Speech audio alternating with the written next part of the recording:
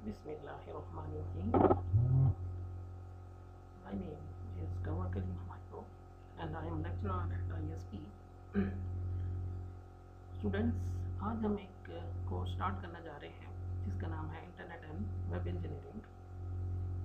आज के लेक्चर में हमने इंटरनेट का इंट्रोडक्शन, वेब का इंट्रोडक्शन एंड प्रोग्रामिंग लैंग्वेजेस जो कि रिक्वायर्ड होंगी एक वेब एप्लीकेशन को बनाने के लिए, उनका इंट्रोडक्शन इस लेक्चर के अंदर डिस्कस करेंगे।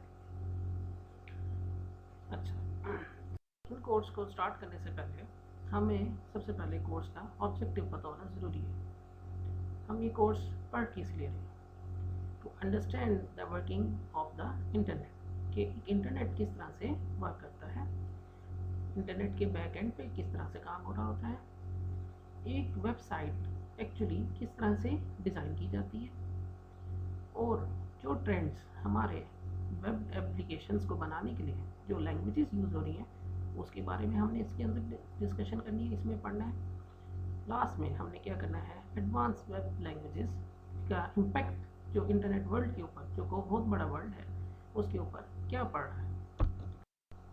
उसके बाद हमारे पास क्या चीज़ है स्टूडेंट्स, कोर्स आउटकम्स। इस कोर्स को स्टडी करने के बाद आप लोग किस चीज़ को अंडरस्टैंड करना चाहिए आपको, वो कुछ पॉइंट्स हैं। सबसे पहला क्या है आपके पास कि एक वेब फ्रेमवर्क को एज अ सॉफ्टवेयर प्रोसेस आप किस तरह से अंडरस्टैंड करते हो। आप लोगों को मेन इश्यूज जो डेवलपर्स को एक वेब प्लेटफॉर्म या वेब एप्लीकेशन को या वेब पर्सपेक्टिव के लिहाज से जो अकर होते हैं उनकी अंडरस्टैंडिंग होनी चाहिए, और किस तरह से एक एप्लीकेशन को डिज़ाइन और डेवलप किया जाता है। ये सारी चीज़ें क्या चीज़ हैं, ये सारे उस कोर्स के आउटकम्स हैं जो कि इस कोर्स को पढ़ने के बाद एक स्टूडेंट को आनी चाहिए। अब इस कोर्स के अंदर डिफरेंट लैंग्वेजेस यूज़ हो रही हैं और डिफरेंट एस्पेक्ट्स के लिहाज से हम इस कोर्स को स्टडी करेंगे। तो इसके लिए हमें डिफरेंट बुक्स चाहिए होगी। सबसे पहले हमारे पास एक है वेब इंजीनियरिंग, सेकेंड बुक हमारे पास है वेब इंजीनियरिंग अ प्रैक्टिशनर्स अप्रोच, फिर उसके बाद dynamic HTML, definitive references, a comprehensive CSS, UM, JavaScript. इसी तरह एंड पे हमारे पास एक बुक है PHP and MySQL web development. ये सारी की सारी बुक्स मुख्तलिफ जगहों पे हमें हेल्प दे रही होंगी। Now first we will start with the introduction of internet. Internet है क्या, स्टूडेंट्स के साथ या किसी के साथ डिस्कस करें तो उसके जहन में इंटरनेट के बारे में क्या चीज़ आती है। एक ऐसी जगह आती है जहाँ पे वो डाटा को सर्च कर रहा होता है। लेकिन असल में इंटरनेट है क्या, इंटरनेट असल में क्या है, एक नेटवर्क है। अब नेटवर्क को मोस्ट प्रिसाइजली और आसान वर्ड्स के अंदर किस तरह से आप अंडरस्टैंड कर सकते हैं। नेटवर्क क्या है, कम्युनिकेशन बिटवीन टू और मोर कंप्यूटर और डिवाइसेस। कोई भी नेटवर्क जिसके अंदर कम्युनिकेशन हो रही हो वो हमारे पास क्या चीज़ है, नेटवर्क। अब इंटरनेट क्या है, इसी नेटवर्क को आप पूरे वर्ल्ड के अंदर ग्लोबली यूटिलाइज करें, एक पूरा नेटवर्क जो कि पूरे वर्ल्ड के अंदर फैला हुआ है, उस नेटवर्क को हम क्या कहते हैं, इंटरनेट। इधर हम डेफिनेशन को एक दफ़ा गो थ्रू करते हैं। क्या है, the internet is the wider network that allows computer networks around the world run by companies, governments, universities, and other organizations to talk to one another. The result is a mass of cables, computers, data centers, routers, servers, repeaters, satellites, and Wi-Fi towers that allows digital information to travel around the world. अब इस definition में वो क्या कहता है कि एक network wider network है, बड़ा नेटवर्क है जो अलाउ करता है मुख्तलिफ कंप्यूटर नेटवर्क्स को जो कि रन हो रहे होते हैं किन के थ्रू, कंपनीज के थ्रू, गवर्नमेंट्स के थ्रू, यूनिवर्सिटीज़ के थ्रू और डिफरेंट ऑर्गेनाइजेशंस के थ्रू, जिनके जो कि क्या क्रिएट करती हैं, मैस ऑफ केबल्स, कि काफ़ी सारी केबल्स, कंप्यूटर्स जो कंप्यूटर्स कनेक्ट होते रहते हैं, data centres, routers, servers, repeaters, satellites, wifi towers. ये सारी चीज़ें आपने डिवाइसेस कंप्यूटर कम्युनिकेशन नेटवर्क्स के अंदर भी डिस्कस की होंगी। मोर प्रिसाइज करें इसकी डेफिनेशन को इंटरनेट की, इसके अंदर वो क्या कहता है, a global computer network providing a variety of information and communication facilities consisting of interconnected networks using standardized communication protocols। एक ग्लोबल कंप्यूटर नेटवर्क है, ठीक हो गया, उसके अंदर डिफरेंट किस्म की कम्युनिकेशन फैसिलिटीज़ डिफाइंड है। जैसे आपके पास ईमेल की कम्युनिकेशन, डाटा सेंडिंग की कम्युनिकेशन, उसके बाद वो सेकेंड लाइन में क्या कहता है आप में, consisting of interconnected networks using standardised communication protocol. एक स्टैंडर्डाइज्ड प्रोटोकॉल के थ्रू ये कम्युनिकेशन हमारे पास हो रही होती है। तो स्टूडेंट्स, हमने क्या देखा कि इंटरनेट है क्या, एक ग्लोबल डिफाइंड कंप्यूटर नेटवर्क है जो कि पूरे वर्ल्ड के अंदर हमारे पास फैला हुआ है। अब इंटरनेट किस तरह से काम करता है, ये हमारे पास 5 स्टेप्स हैं जिसके अंदर ये इंटरनेट हमारे पास वर्कआउट कर रहा होता है। सबसे पहले क्या चीज़, स्टेप नंबर 1, यहाँ पे आपको दिया हुआ है computer A sends message to computer बीज आईपी एड्रेस। आईपी एड्रेस क्या होता है, जिस तरह से मेरा नाम है इसी तरह से आप लोगों का नाम है, इसी तरह नेटवर्क के अंदर हर कंप्यूटर का एक नेम होता है जिसको हम क्या कहते हैं, आईपी एड्रेस।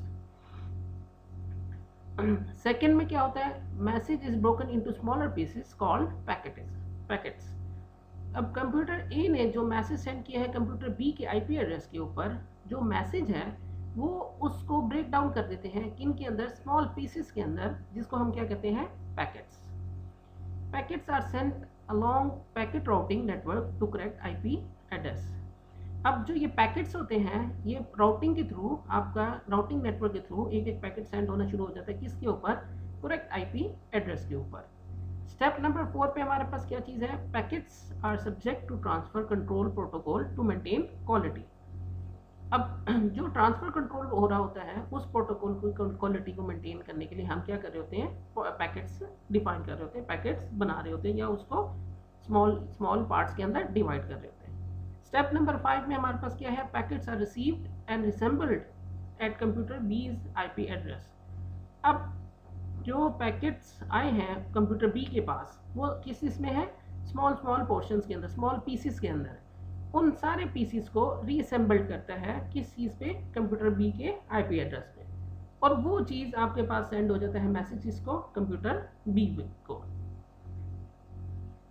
अब इसके अंदर एक चीज़ वो करने वाली है, वो क्या है कि जो अब इंफ्रास्ट्रक्चर डिफाइन किया है वो नेटवर्क के लिहाज से वेरी कर सकता है, ठीक हो गया। ये चीज़ें आपने डिटेल डिस्कस की होंगी अपने प्रीवियस कोर्स के अंदर, कंप्यूटर कम्युनिकेशन नेटवर्क्स के अंदर। अब सबसे अहम चीज़ जो हमने देखनी है वो क्या है, वेब और वेब सर्वर। www हमारे पास क्या चीज़ है, वर्ल्ड वाइड वेब। कॉमनली किस लिए यूज हो रहा था हमारे पास, वेब के लिए। अब ये होता क्या है, is an information system where documents and other web resources are identified by uniform resource locator URLs। ये वेब क्या होता है हमारे पास, वो डॉक्यूमेंट्स या वेब रिसोर्सेज जो कि आइडेंटिफाई की जाते हैं किसके थ्रू, URL के थ्रू। अब URL क्या होता है, इधर देखें आपको एग्जांपल में दिया हुआ है URL such as https www.example.com। ये क्या चीज़ है, ये एक URL है, ये एक एड्रेस है, जो ये यूनिफॉर्म रिसोर्स लोकेटर है जो हमें लोकेट करता है किस चीज़ के ऊपर, एग्जाम्पल की साइट के ऊपर, which may be interlinked by hypertext and are accessible over the internet. जो कि इंटरलिंक्ड हो सकता है किसके थ्रू, हाइपरटेक्स्ट के थ्रू, और एक्सेसिबल है किसके थ्रू, इंटरनेट के थ्रू। लास्ट में हमारे पास एक चीज़ है, वो क्या है, the resources of the www are transferred by the hypertext transfer protocol. HTTP के प्रोटोकॉल के थ्रू हम www पर फाइल्स को या रिसोर्सेज को ट्रांसफर कर रहे होते हैं, and may be accessed by user by a software application called a web browser. और उन फाइल्स को या उन डॉक्यूमेंट्स को हम किस तरह से एक्सेस कर रहे होते हैं, अपने एक सॉफ्टवेयर का है जिसका नाम हम क्या कहते हैं, वेब ब्राउजर, उसके थ्रू हम उसको फाइल्स को एक्सेस कर रहे होते हैं, और जो published by a software application called a web server. और ये पब्लिश कहाँ पे हो रही होती है सारी डॉक्यूमेंट्स, फाइल्स वगैरह, हमारे वेब सर्वर के ऊपर। सो यहाँ पे देखें हम तो वेब किन किन चीज़ों पे कॉमनली रिलाई कर रहा होता है, हमारी एक वेब एप्लीकेशन को यूज़र तक पहुँचाने के लिए किन किन चीज़ों के ऊपर होता है। सबसे पहले हमारे पास क्या चीज़ है, URL। URL हमारे पास क्या था, यूनिफॉर्म रिसोर्स लोकेटर्स। फिर उसके बाद हमारे पास क्या चीज़ है जिसके थ्रू हमारा डाटा क्रिएट हो रहा होता है, कौन से प्रोटोकॉल के थ्रू, HTTP के। HTTP क्या है हमारे पास, हाइपरटेक्स्ट ट्रांसफर प्रोटोकॉल। और जो एप्लीकेशन जिसके थ्रू यूज़र एक्सेस करता है उनको, वो कौन सा हमारे पास एप्लीकेशन या सॉफ्टवेयर होता है, वेब ब्राउज़र।